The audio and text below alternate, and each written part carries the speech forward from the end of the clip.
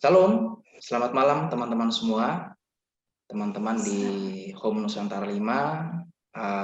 Senang bisa bertemu lagi dengan teman-teman semua, tentunya dalam acara kesayangan kita, podcast Home Nusantara 5. Nah, kebetulan sudah bersama kita di podcast kali ini teman kita Eva Lila sebagai host yang akan nanti sama-sama saya untuk memandu jalannya podcast ini bersama tentunya dengan Pak Michael Sony yang sudah memberikan waktu. Selamat datang Pak Michael Sony. Selamat malam dan selamat berjumpa lagi. Sudah berjumpa lagi. Terima kasih Pak Michael Sony untuk waktunya. Nah teman-teman, kita akan ngobrol atau berdiskusi mengenai anak muda dan dunia kerja. Tentunya tidak lupa dengan tagline kita, podcast Home Nusantara 5, ngobrol asik, ngobrol seru, ngobrol kebenaran. Oke, silakan kepada Eva untuk selanjutnya. Oke, terima kasih Kak Brian. Nah, berbicara tentang anak muda dan dunia kerja, seperti yang kita ketahui kan Pak, masa muda itu adalah masa di mana kita itu lagi menggebu-gebunya untuk mencapai karir. Nah, mungkin kita ada beberapa pertanyaan di sini yang sudah kita rangkumkan. Yang pertama itu, salahkah jika kita itu berpindah kerja? Kalau menurut saya pribadi sih, saya setuju kalau misalnya kita itu sering berpindah kerja itu untuk menambah pengalaman. Nah, kalau menurut Kak Brian, bagaimana jika seseorang itu memilih untuk berpindah-pindah kerja? Kalau menurut saya sih agak kurang tepat, karena terkesan kan tidak loyal. Sementara kan kalau ukuran seseorang dikatakan loyal itu kan minimal bertahan. Gitu sih Eva, kalau aku. Nah, kita ini punya pro dan kontra tentang berpindah kerja itu. Nah, menurut Pak Michael Sony sendiri, yang sudah memiliki pengalaman cukup banyak di dunia kerja, sebaiknya kita itu tetap di tempat kerja kita atau kita memilih untuk berpindah kerja? Silakan Pak. Ini pertanyaan mudah, tetapi jawabannya susah kan? Karena tiap-tiap pribadi masing-masing punya pandangan-pandangan sendiri. Nah, tergantung sebenarnya dari titik pandang kita. Ya, kita masuk pekerjaan itu kenapa? Contohnya dalam dunia kerja yang sudah seperti jadi lautan sekarang, ya, lowongan pekerjaannya hanya 10, tetapi mungkin 10.000 orang yang memperebutkannya. Jadi sulit sekali. Nah, rata-rata orang-orang kerja itu tidak mendapatkan pekerjaan sesuai dengan apa yang jadi latar belakang pendidikan dia. Nah, itu sebabnya ketika masuk ada pemikiran asal kerja dulu gitu loh. Asal kerja dulu dan dapat pengalaman dulu. Dan rata-rata pegawai yang seperti ini hanya 2 tahun gitu loh, maksimal 2 tahun.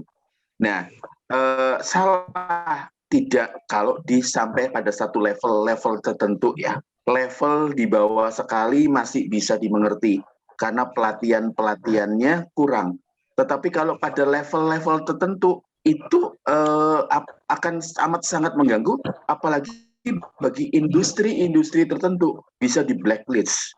Nah, ayo bisa digali lagi. Tadi seperti yang Pak Michael Sony bilang kan, itu tergantung situasi tertentu, atau mungkin ada orang ketika dia tidak sesuai dengan latar belakang pendidikannya ya Pak, dia akan bertahan 2 tahun seperti itu. Nah, gimana dengan orang yang punya latar belakang pendidikannya berbeda tapi dia masih tetap bisa bertahan? Apakah adakah ini gimana ya? Kita misalnya itu apakah hal yang baik ketika latar belakang pendidikan kita itu berbeda dengan pekerjaan yang sedang kita jalani? Ya, kayak di kampus ya, di kampus-kampus.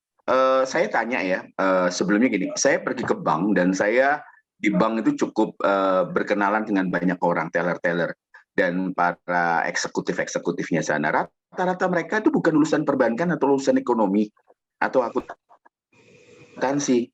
mereka tuh ada yang dari teknik mesin, ada yang dari perikanan, ada yang dari perkebunan, masuk ke dunia kerja seperti itu. Nah, kalau dikatakan tidak tepat, ya tidak tepat, tetapi di dalam dunia yang semakin sulit mencapai pekerjaan itu, iya, ya apa namanya, tidak jadi masalah untuk sebagai, nah ini kata-kata, batu loncatan. Ingat ya, batu loncatan. Karena batu loncatan itu adalah untuk meloncat ke tempat berikutnya. Yang mau dicari apa sih? Karir. Nah, biasanya orang berpindah tempat bukan baik atau buruk dulu, tetapi mengapa dia berpindah tempat? Kalau latar belakangnya karir, kalau di situ dia tidak dapatkan karir, tentu dia akan mengejar ya bagaimana dia bisa satu ketika bekerja di satu tempat yang bisa dia berkarir, dan berkarir dulu ya, berkarir dulu. Kemudian soal gaji, soal fasilitas itu biasanya faktor kedua dan ketiga. Kalau dia sudah karirnya bagus, dia berpindah, maka dia akan berpikir mengenai penggajian dan fasilitas. Kalau di luar itu akan sangat kesulitan seperti itu. Baik Kak, jadi menjadi sangat jelas ya kira-kira mindset anak muda dalam menentukan pekerjaan, harusnya dimiliki mindset bahwa yang pertama yang perlu dikejar itu adalah jenjang karir dulu Pak ya. Iya. Sebelum menentukan sikap yang lain, entah tentang pendapatan, salary, atau fasilitas yang lain yang bisa didapatkan di pekerjaan tersebut. Bagaimanakah kalau mengenai masalah passion? Karena kan anak muda kan sekarang dikenal dengan ketika mau menentukan pekerjaan, oh ini passion saya gitu. Kalau menurut pandangan Kak Michael sendiri, apa sih passion itu Kak? Dan bagaimana kita memetakan atau meletakkan passion itu dalam hubungannya dengan kaitannya dalam dunia kerja? Kita tuh lahir unik ya. Kita punya pikiran dan perasaan, kita punya pikiran, punya perasaan, ada selem, ada demut. Jadi kalau kita lihat sebenarnya kita dari kecil sudah kelihatan passion kita apa. Ya, kita minat di bidang apa itu sudah kelihatan. Nah, kalau kita sudah terlihat seperti itu, sebenarnya kita sudah bisa membidik. Kita tidak bisa hanya lihat passion. Karena ada passion yang karena ikut-ikutan teman. Nah, lihat ada gangsnya, ada circle-nya masuk di sana. Mereka beramai-ramai, ada copy passion. Ya, ada copy passion, dan ini yang paling bahaya. Kenapa? Orang tersebut tidak senang di bidang itu, tetapi karena circle-nya ada di sana, maka semua orang, ya, maka dia akan mengikuti itu. Kalau passion, makanya ada orang berkata, kamu kok kayak nggak kerja ya? Kenapa? Karena kamu enjoying banget, bukan jadi beban. Bukan jadi beban. Karena kalau yang namanya passion itu tidak jadi beban, seperti kerjaan saya di televisi. Ya, kerjaan saya di televisi, saya senang sekali kutak-kotik program. Maka dari itu seperti nggak kerja. Nah, ya walaupun dari pagi sampai malam nggak berasa. Kenapa? Karena passion saya. Nah, berbeda dengan orang-orang yang hanya copy passion. Hanya karena circle-nya, begitu circle-nya ada aja, dia akan kehabisan energi. Dan kemudian ketika teman-temannya pindah, dia tidak tahu mau pindah kemana. Karena teman-temannya mungkin punya passion sehingga bisa diterima di perusahaan berikutnya. Sementara dia tidak punya passion, terus kemampuannya pas-pasan. Wah, mati angin dia. Dia bisa mati angin gitu loh. Jadi bagaimana?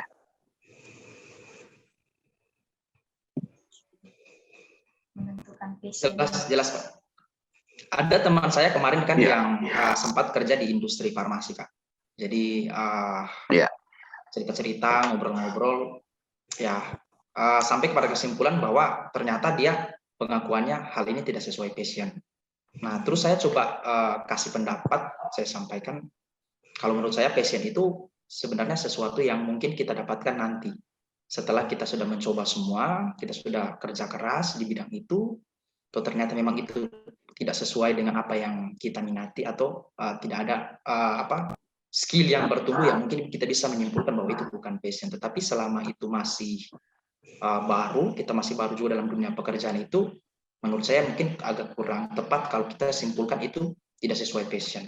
Kalau menurut Pak Michael ini gimana ini Pak? Apa betul pendapat saya ini atau gimana Pak? mengenai Itu passion? bisa jadi passion, jadi gara-gara apa? Gara-gara ada di satu tempat, terus kemudian ada menyukai hal baru. Ya, kalau saya tadi berkatakan passion yang pertama itu bawaan. Yang kedua itu di satu tempat dan menyukai hal baru. Ya, kayak sekarang orang-orang ribut mengenai content creator. Nah, content creator tentunya belajar mengenai apa? Ya, mengenai banyak hal lah yang bisa dipelajari. Nah, dari situ muncullah passion. Itu bisa. Tetapi passion itu tidak bisa berdiri sendiri. Pasti ada minat di belakangnya yang memunculkan itu, dan biasanya tidak jauh-jauh dari passion awal, tetapi passion itu dikembangkan bisa seperti itu, bisa dikembangkan. Nah, kalau orang dikatakan ditekuni dulu saja, siapa tahu muncul passion, itu bisa sekali lagi bisa, bukan tidak bisa ya, tetapi kadarnya biasanya saya kok lebih senang dengan orang yang memang punya minat, punya bakat ya. Kalau punya minat, punya bakat, pasti punya passion di situ. Dan itu biasanya terbakarnya sampai habis. Dan itu akan menyelesaikan segala sesuatu. Nah, kalau passion yang ditumbuhkan, ya kalau passion bertumbuh, itu bisa. Tapi biasanya tidak long term.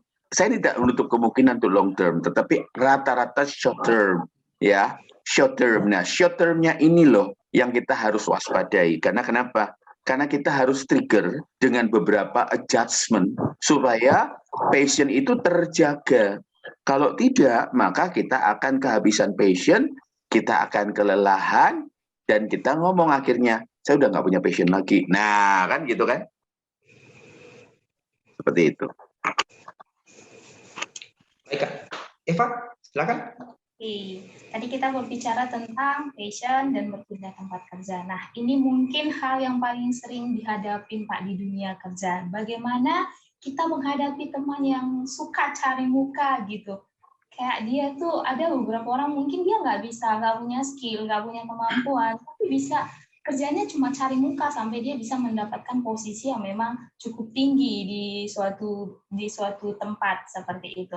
Nah, kalau misalnya saya pribadi diperhadapkan dengan teman seperti itu, mungkin saya lebih memilih untuk diam saja sih Pak, karena yang penting buat saya lebih memperbaiki diri saya daripada harus mencampuri kehidupannya orang lain. Nah, sementara kalau Kak Brian gimana? Pernah ngadapin kayak gitu nggak? Ketemu dengan teman-teman yang cari muka gitu, teman kerja yang cari muka?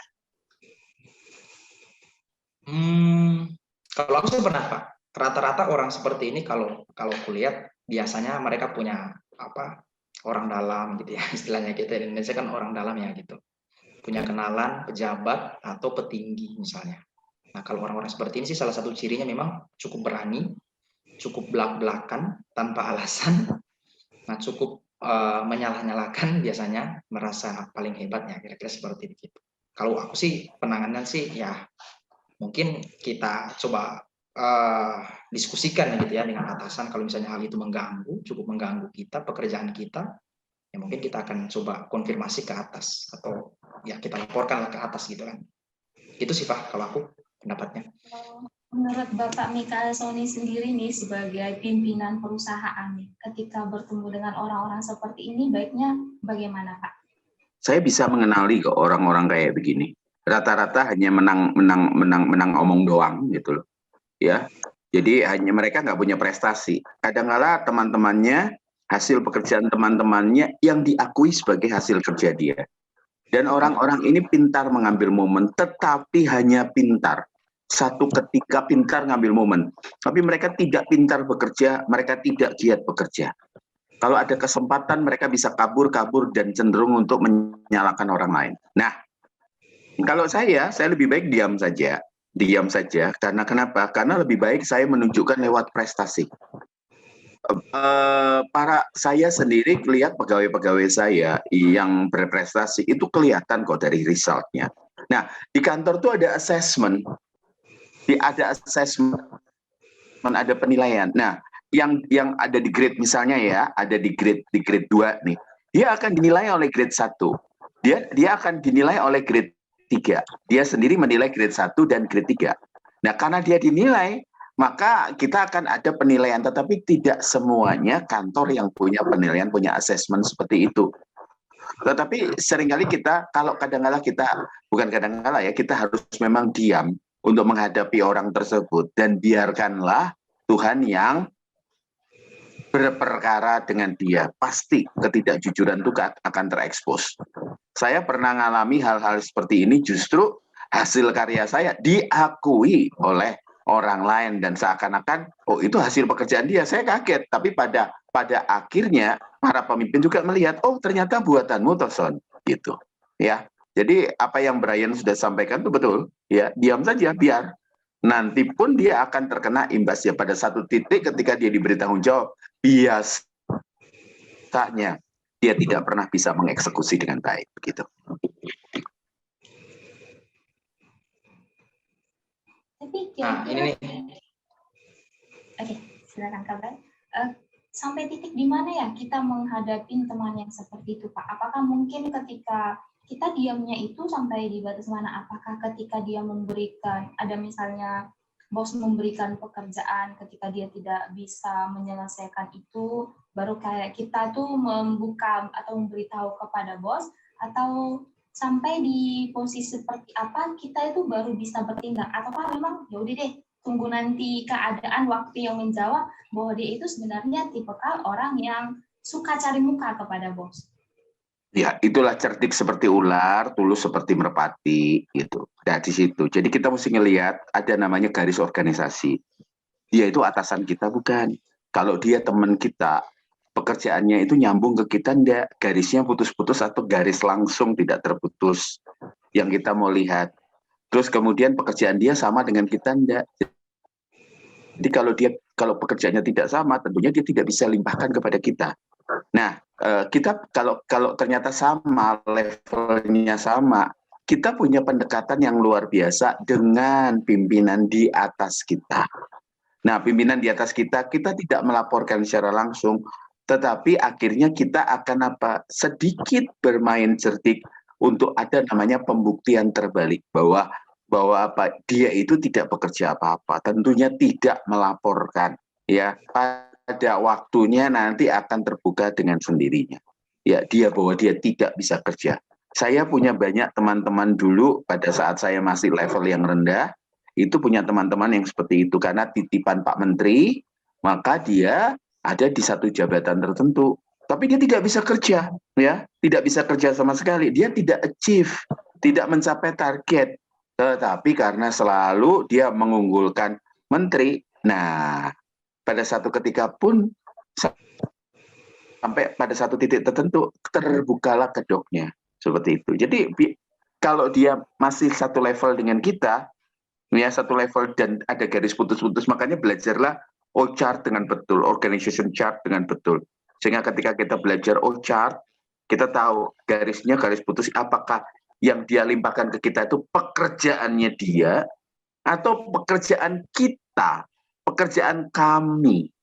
Nah, kalau ada pekerjaan kami kan ada beberapa orang yang terlibat. Kalau ada report sistemnya ke siapa, itu juga kita mesti lihat. Nah, kalau ada report sistem, baru bercerdiklah bicara dengan supervisor yang ada. Demikian ya. Baik, Kak, baik. Jadi jelas ya teman-teman Home Nusantara 5, karena sebagian besar dari kita juga merupakan karyawan di perusahaan kita masing-masing. Ya. Kalau misalnya menghadapi hal-hal seperti ini, seperti kata Pak Michael Sony tadi sudah sangat jelas. Yang pertama, kalau misalnya hal itu dipandang tidak mengganggu kita, tidak merugikan pekerjaan kita juga, baiknya diam ya, gitu Pak ya. Sampai kepada titik di mana mungkin pekerjaan kita terganggu atau hal itu mengganggu kita, mengganggu pekerjaan kita, mengganggu produktivitas kita, ya mungkin di sini dituntut hikmat gitu, hikmat untuk bagaimana bisa berdiskusi dengan atasan, melakukan pendekatan yang bisa terjalin jalur komunikasi yang baik sehingga tidak ada pihak yang dirugikan. Gitu Pak ya, tadi yang bisa saya tangkap dari diskusi kita malam ini. Ada fenomena Pak yang saya juga alami di kantor. Kalau misalnya Pak, seseorang katakanlah si A ini adalah orang yang istilahnya yang seperti yang kita diskusikan tadi, Nah, kalau misalnya di posisi kita sebagai pemimpin, seorang pemimpin, kita punya bawahan atau katakanlah kita punya tim, ada yang seperti ini, bagaimana sikap kita, Pak, sebagai seorang pemimpin ketika kita punya bawahan atau tim yang seperti ini? Selama saya kerja, saya tidak pernah mencat orang. Karena buat saya ada namanya human resource development atau human capital. Kalau saya bisa, saya ajak bicara baik-baik. Saya ajak bicara baik-baik. Kalau orang masih bisa dididik, saya ajak didik baik-baik. Biasanya saya panggil, saya bicara empat mata. Ada apa denganmu? Tentunya saya bicara dengan fakta-fakta yang ada, dengan dokumentasi yang lengkap yang tidak terbantahkan. Saya tidak mau apa yang saya katakan itu terbentur di premis. Premis itu titik pandang saya memandang masalah. Iya, nanti dipikir fitnah atau membicarakan dia di belakang. Setelah sudah dia menyadari, setelah itu baru saya eskalasi. Eskalasi kemana? Eskalasi ke departemennya. Saya pemimpin ya. Dari departemen saya akan refer ke HRD. Dari HRD dia dieksekusi SP1, SP2. Seperti itu. Ya, saya ambil contoh di tempat kerja saya dahulu, restricted sekali ruangan-ruangan desain, tidak diperbolehkan sekali ada merokok.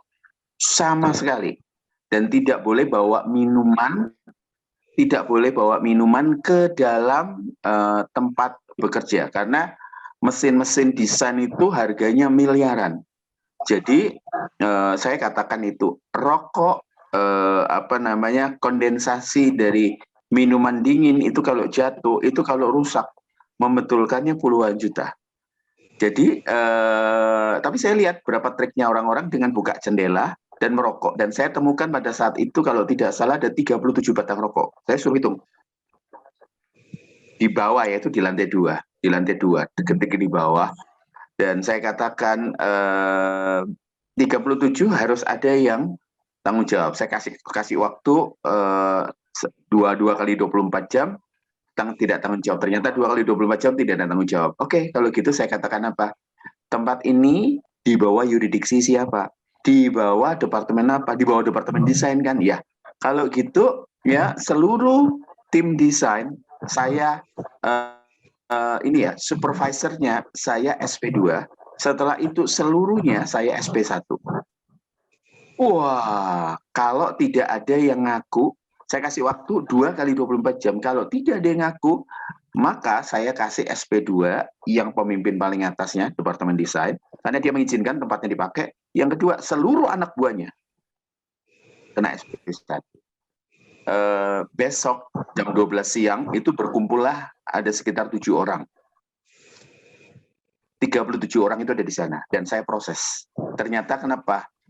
Keluhannya mereka, kok gue nggak ikut-ikut merokok, tapi gue yang kena SP. Akhirnya ketangkeplah mereka semua 7 orang dan diproseslah dan ketangkeplah. Jadi saya katakan, saya panggil ke head departemennya orang 7 itu, dan kemudian saya panggil HRD, dan yang bagian desain, ketua departemen desainnya tetap saya SP, tapi SP1. Karena kenapa?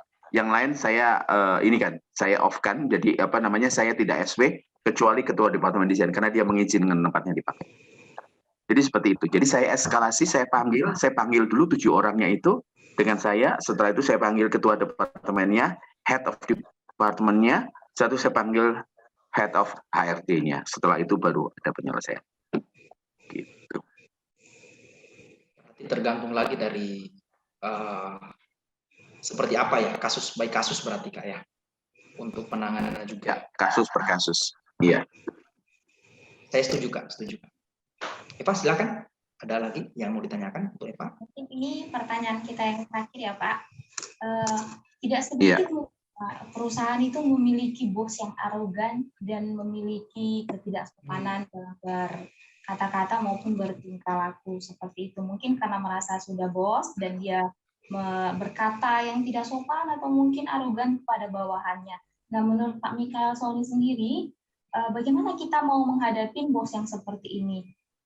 Apakah kita hanya perlu mendoakannya saja, atau kita perlu langsung speak up ke bosnya bahwa Pak jangan gitu dong gitu, atau seperti apa menurut Pak Mikael Sony sebagai seorang pimpinan gitu, atau mungkin Pak Mikael Sony pasti pernah bertemu ya Pak dengan teman-teman mungkin yang bos itu arogan gitu, tidak punya sopan santun terhadap bawahannya, bagaimana? Silakan Pak.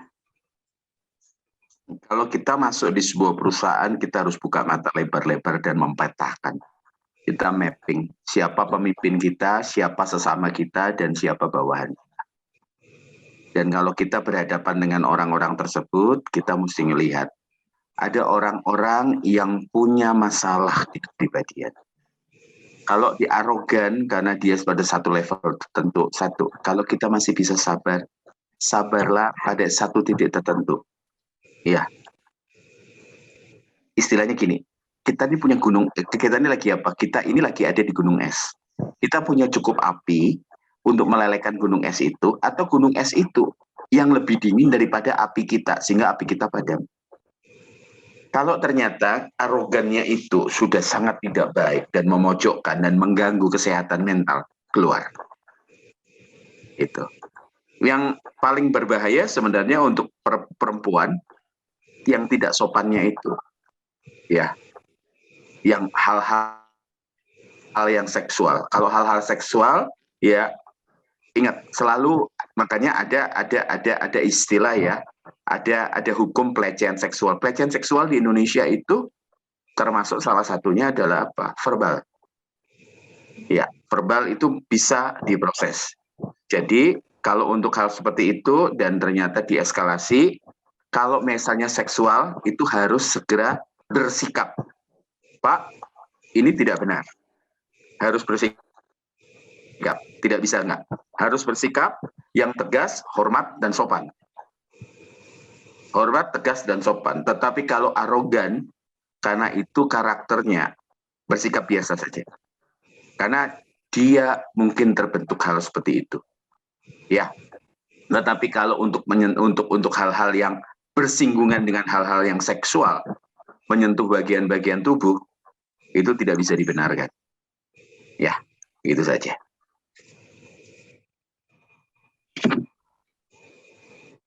Cukup singkat ya Pak.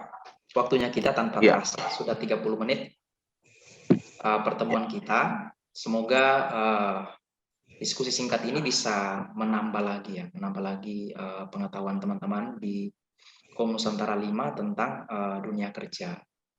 Bahwa dunia kerja ini bukan sesuatu yang sederhana, bukan sesuatu yang mudah, tapi memang perlu hikmat untuk bisa benar-benar tahu menjalaninya seperti apa dan bagaimana.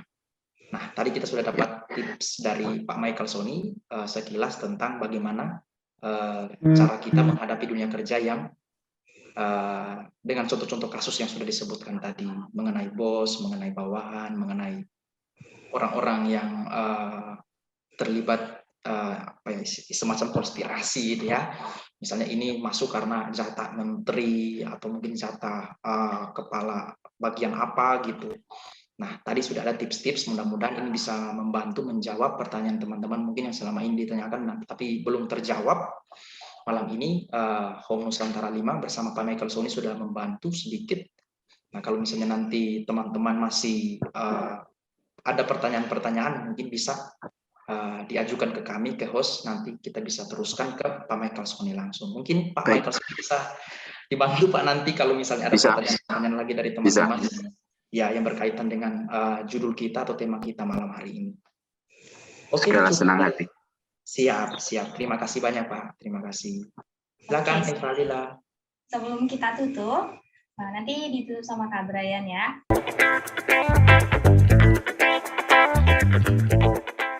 Kita ada games sedikit, ada 3 pertanyaan yang sudah kita sediakan buat Bapak Mikael Sony. Mungkin ini pertanyaannya mungkin Pak, ketika kita berada di posisi sebagai karyawan, kali ada yang sebagai karyawan, mungkin ada yang bisa sebagai pimpinan. Nanti Bapak boleh jawab cepat antara ini dengan ini. Oke, yang pertama Pak, dipilih dimarahin bos atau dicuekin oleh bos? Cuekin bos. Dicuekin. Yang kedua, suka deadline atau kerja biasa saja? Deadline. Suka tekanan kerja atau tidak ada tekanan? Tekanan kerja. Oke, terima kasih Bapak. Silakan Kak Brian. Oke, teman-teman, Home Nusantara 5, tidak terasa ya 30 menit waktu kita, rasanya kurang, tapi mudah-mudahan ini cukup untuk menjadi bekal kita, seperti yang tadi sudah disampaikan langsung sama Pak Michael Soni juga, bahwa beliau sangat terbuka dan dengan senang hati akan membantu menjawab pertanyaan dari teman-teman semua Home Nusantara 5. Pertanyaannya bisa dikirimkan langsung ke WA kami, nomor kami ada di dalam grup WhatsApp, baik saya secara pribadi, ke Kak Eva juga, atau ke Kak Erik. Nah, nanti kami akan tampung semua, dan kami nanti akan teruskan ke Pak Michael Soni sendiri. Nah, mungkin nanti jawabannya mungkin kita bisa dapat di pertemuan-pertemuan home, atau Pak Michael mungkin langsung balas ke kami melalui chat, nanti kita atur kembali. Sekali lagi terima kasih Pak Michael Soni waktunya, terima kasih juga untuk sharingnya malam hari ini tentang dunia kerja Pak. Mungkin nanti kita bisa bahas di waktu yang lebih lama di pertemuan-pertemuan home. Mungkin juga teman-teman bisa atur tema sendiri tentang dunia kerja Pak. Mungkin juga sudah pernah juga Pak ya, tekanan dunia kerja kalau nggak salah judulnya lalu Pak. Iya. Siap. Oke, cukup dari kami. Saya Terima kasih. Untuk teman-teman semua, selamat malam. Eva, silakan. Ya. Terima kasih banyak ya Bapak Michael Soni buat kesempatannya. Tuhan Yesus memberkati. Cepat pulih ya Bapak ya, buat Bapak dan Terima kasih, Tuhan berkati. Cepat pulih Pak. Tuhan berkati. Tuhan berkati.